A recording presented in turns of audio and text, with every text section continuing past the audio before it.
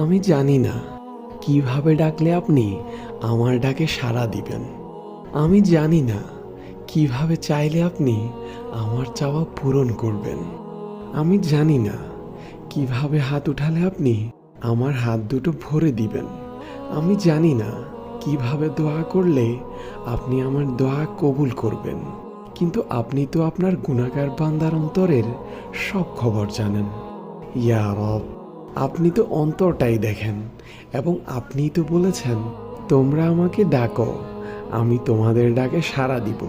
তোমরা আমার কাছে চাও, আমি তোমাদের চাওয়া পূরণ করব।